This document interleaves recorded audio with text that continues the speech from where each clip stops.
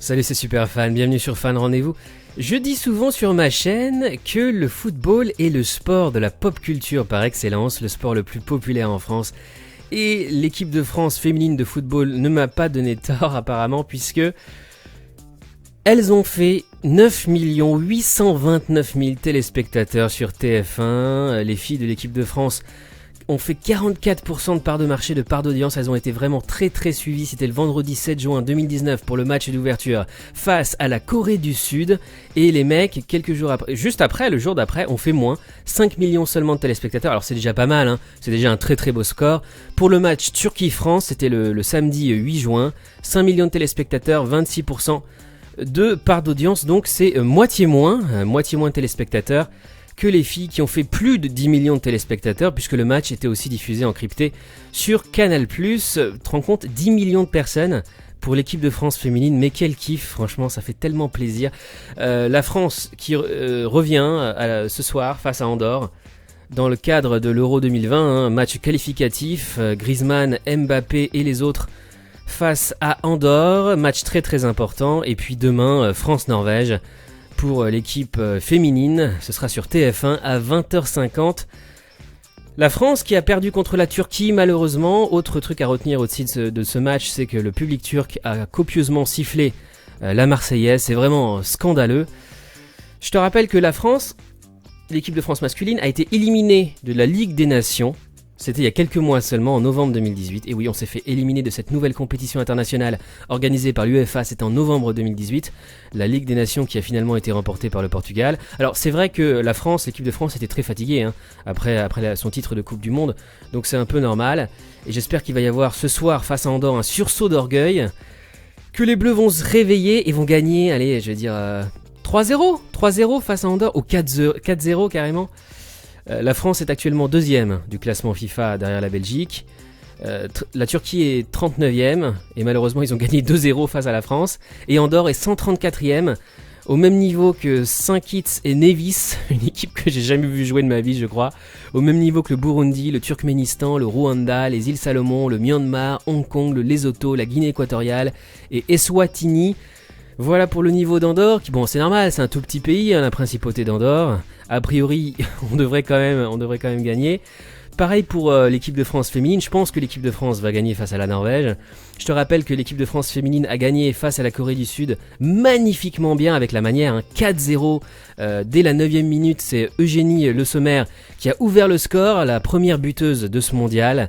Pour moi, l'une des meilleures attaquantes au monde qui joue à Lyon, que j'adore, je suis fan d'Eugénie. Et puis aussi 2 buts de la défenseuse, l'une des meilleures défenseurs du monde, Wendy Renard, qui a marqué 2 fois de la tête. Et puis un but aussi de notre capitaine des Bleus, Amandine Henry, l'une des meilleures milieux de terrain du monde. Toutes les 3 jouent à Lyon, puisque l'OL, l'Olympique Lyonnais, est la meilleure équipe féminine de football au monde.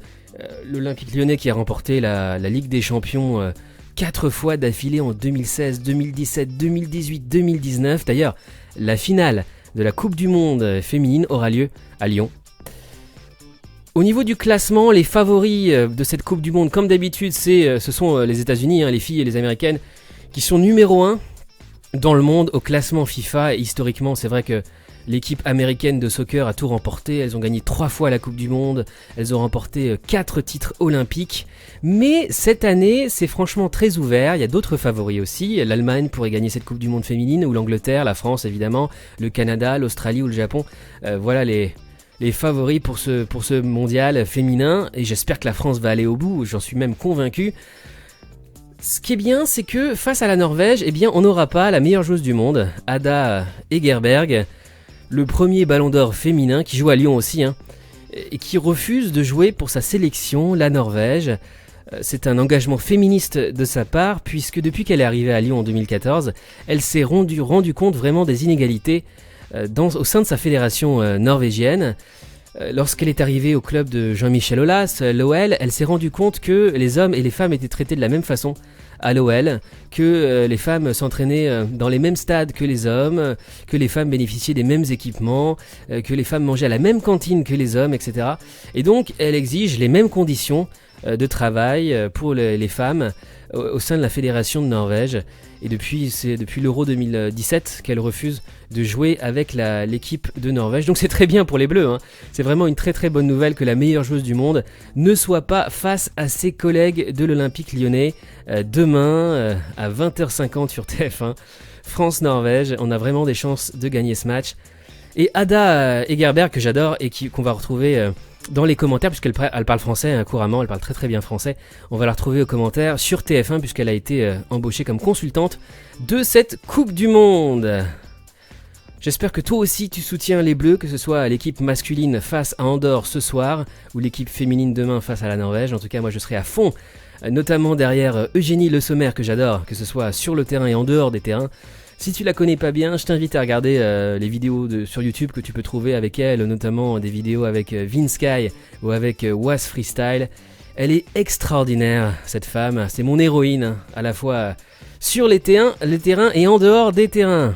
Donc n'oublie pas France-Andorre ce soir sur M6 et France-Norvège demain, l'équipe féminine, ce sera sur TF1.